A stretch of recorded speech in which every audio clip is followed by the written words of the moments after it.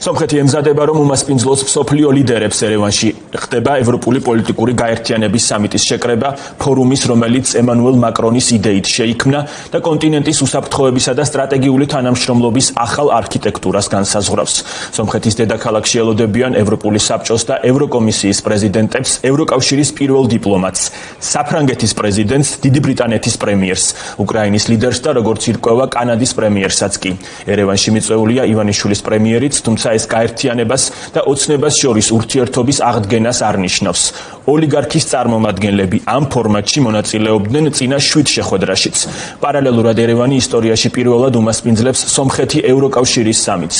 როგორ გაქრა თბილისის საერთაშორისო დღის წესრიგიდან მაშინ, როდესაც 10 წლეულების განმავლობაში რეგიონის მთავარ დიპლომატიურ ჰაბად და დასავლური ინტეგრაციის ფლაგმანად მიიჩნეოდა. სალომე ლაბაძე აგრძელებს ამ თემაზე ფორმულას პირდაპირ ეთერში საუბარს. სწორედ საქართველოს საერთაშორისო დღის წესრიგიდან გაქრობის მკაფიო გამოვლინება დაფასებენ ანალიტიკოსები იმას, რომ ევროკავშირმა ევროპული პოლიტიკური სამიტის სამასპინძლოდ რეგიონის ქვეყნებს შორის გამოარჩია არა საქართველო, არამედ სომხეთი და ეს იმის მიუხედავად, რომ დასავლეთთან ინტეგრაციის ეტაპზე სომხეთი საქართველოს თითქმის ყოველთვის ჩამორჩებოდა და ქვეყანას არ აქვს მაგალითად კანდიდატის სტატუსიც კი, თუმცა ოცნება მოახერხა და კანდიდატის სტატუსს, რომელიც ქართულმა ხალხმა საკუთარი ძალისხმევით მოიპოვა, რეალური შინაარსი დაუკარგა და ახლა ხედავთ, რომ სამიტის სამასპინძლოდაც კი, როგორც უკვე აღინიშნა, ევროკავშირმა რეგიონის ქვეყნებს შორის გამოარჩია არა საქართველო, არამედ ეს სამიტი ჩატარდება ერევანში. ეს ანალიტიკოსების ნაწილი შეფასებით ივანიშვილის ჩანაფიქრიც იყო და ახლა ისინი ამბობენ, რომ ამ ღონისძიებას ირაკლი კობახიძე დაესწრება მხოლოდ სტუმრის სტატუსით, ეს არის ქართული ოცნების მიზანმიმართული პოლიტიკის, მიზანმიმართული ძალისხმევის შედეგი. ეს კი მოხდება ასევე გასათვალისწინებელია იმ ფონზე, რომ ქართულმა ოცნებამ ევროკავშირთან ურთიერთობა უკიდურესად გაამწვავა, იმდენად, რომ საგარეო საქმეთა სამინისტროში ამ გაერთიანების ელჩი წარმომადგენელი პაվել ჰერჩინსკიც კი დაიბარა, რაც ბუნებრივია, რომ კიდევ უფრო მძიმედ შეიძლება გულისხმობდეს ურთიერთობის განვითარება საქართველოსა და ევროკავშირს შორის, თუმცა როგორც უკვე გითხარით, ანალიტიკოსების ნაწილი მიიჩნევს, რომ ეს არის კიდეც ბიძინა ივანიშვილის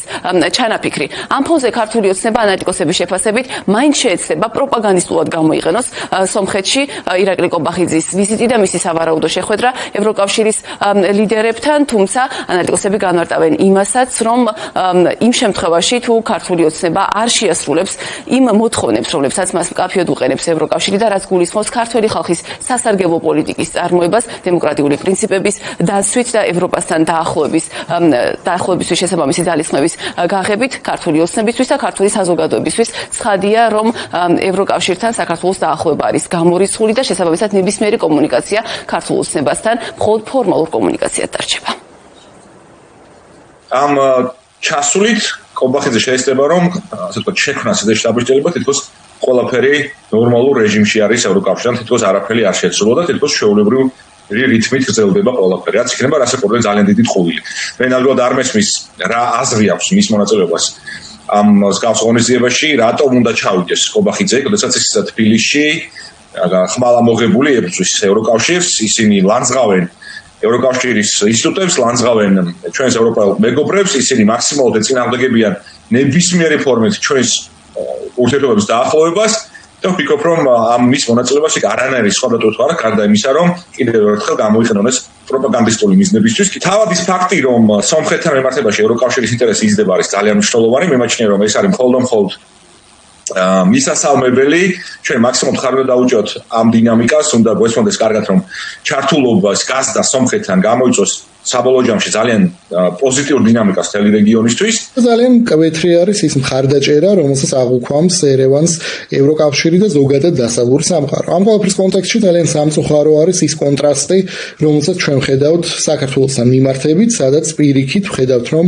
ევროიზოლაცია ღრმავდება და ქართული ოცნების ქმედებების შედეგად ჩვენი პარტნიორული ურთიერთობები დასავლურ ქვეყნებთან არის მკვეთრად შემცირებული და ეს სამიტი ტარდება არ თბილისში, არამედ ერევანში. ყველაფერი ამას ემატება ქართული ოცნების მცდელობები, რომ გამოიყენონ ეს სამიტი საკუთარი პროპაგანდისთვის, თუმცა იმ შემთხვევაში თუ არ მოხდება სტრუქტურული ცვლილებები ქართული ოცნების მხრიდან, იმ შემთხვევაში თუ არ გაუქმდება ის ანტიდემოკრატიული კანონები, რომელიც მათ მიიღეს და არ შეწყდება ანტიდასავლური რიტორიკა, ოცნებასა და ევროკავშირს შორის ურთიერთობების გადატვირთვა იქნება უბრალოდ შეუძლებელი. როგორც მოისმენთ, ანალიტიკოსები ვარაუდობენ, რომ ქართული ოცნება სომხეთში ირაკლი კობახიძის ჩასვლას და მის მონაწილეობას სტუმრის სტატუსით ევროპის პოლიტიკური გაერთიანების სამიტში, რომელიც სწორედ ერევანში უნდა გაიმართოს, გამოიყენებს პროპაგანდისტულად საკუთარი მიზნებისთვის, ანუ იმ ილუზიის შესაქმნელად, რომ თითქოს ქართულ ოცნებას ევროპელი პარტნიორები ჯერ კიდევ ესაუბრებიან და თითქოს ოცნების მმართველობის პირობებში ჯერ კიდევ არსებობს ევროკავშირთან ურთიერთობების ერთგვარად დალაგების რესურსი. სინამდვილეში კი ანალიტიკოსები ამბობენ იმასაც, რომ ქართული ოცნებისთვის გამოწვევა იქნება სომხეთში ამ სამიტში მონაწილეობა, რადგან ერევანში თავს მოიყრიან ევროკავშირის წევრი ქვეყნებისა და თავად გაერთიანების ის ლიდერები, რომლებსაც ქართული ოცნება მუდმივად თავს ესხმის ხოლმე და მიმართავს ისეთი მძიმე ბრალდებით, როგორიცაა საქართველოს სუვერენიტეტის შეზღუდვის ცდილობა. როგორც უკვე აღინიშნა, რამდენიმე დღის წინ ქართულმა ოცნებამ ურთიერთობა ევროკავშირთან იმდენად გაამწვავა, რომ ამ გაერთიანების ელჩიც კი დაიბარა საგარეო საქმეთა სამინისტროში, რაც ბუნებრივია, რომ კიდევ უფრო ართულებს ქართული ოცნების პოზიციას, თუმცა ოცნების წარმომადგენლები დღეს გვეუბნებიან, რომ მათ მიზნად ისევ რჩება ევროკავშირთან დაახლოება და რომ თითქოს ჩვენ და ასევე უარყოფენ იმ გზავნილებსაც, რომლებსაც მათი მხრიდან მუდმივად ვისმენთ ხოლმე, მაგალითად გზავნილს იმის შესახებ, რომ ევროკავშირი არის საბჭოთა კავშირი და საქართველოს დაახლოება ბრიუსელთან არ უნდა აწყობდეს ისევე, როგორც თავის დროზე მისთვის მიუღებელი უნდა ყოფილიყო მოსკოვის გავლენა. ირაკლი კობახიძე არ ანდარებს ევროკავშირს, საბჭოთა კავშირს, ზოგადად რა გზავნილებით ჩავა იქნება ცნობილი, როცა იქნება ტრიბუნასთან გამოსვლა. მაგრამ ზოგადად ჩვენ თავს ხედავთ ჩვენს ევროკავშირში 2030 წლისთვის ჩვენ არაერთხელ განვაცხადეთ, რომ ვიქნებით ევროკავშირში გასაწევრიანებლად მზად და ნებისმიერი ის დადებული ხელშეკრულება იქნება ჩვენს ევროკავშირს შორის თუ აღებული ვალდებულებები მაქსიმალურად ასოცირების ხელშეკრულების ფარგლებში მათ შორის აუცილებლად იქნება შესრულებული პუნქტობრივად და 2030 წლისთვის ჩვენი ქვეყანა იქნება ევროკავშირში გასაწევრიანებლად მზად. რა თქმა უნდა, დარწმუნებულად ეს გზავნილები იქნება ერთ-ერთი ჩვენს პრემიერ-მინისტრს, როცა იქნება ასე ვთქვათ სამიზე ჩასვლა. აქ უნდა თქვათ ისიც, რომ ევროპული პოლიტიკური გაერთიანების სამიტი, რომელიც ემანუელ მაკრონის იდეით შექმნილი, ინიციატივით შექმნილი ფორმატია, იმართება უკვე მერვე და მასში ქართული ოცნების მონაწილეობა არ უნდა მივიჩნიოთ მნიშვნელოვან სიახლეს, რადგან ივანიშვილის პარტია ამ ღონისძიებაში მიიწვიეს წინა 7 შემთხვევაშიც. აქ მთავარი ისაა, რომ ეს ღონისძიება იმართება არა საქართველოში, რომელსაც ევროკავშირის კანდიდატი ქვეყნის სტატუსი აქვს, არამედ ბრიუსელმა ამ ღონისძიების სამასპინძლოდ რეგიონის ქვეყნებს შორის გამოარჩია სომხეთი. აქვე მნიშვნელოვანია იმის აღნიშვნაც, რომ 2028 წელს უკვე დაგეგმილია, რომ ეს სამიტი გაიმართება ბაქოში და საქართველოს არც ამ შემთხვევაშია გათვალისწინებული როგორც მასპინძელი ქვეყანა და ამ შემთხვევაშიც ის მონაწილეობას ამ ღონისძიებაში მიიღებს სტუმრის სტატუსით.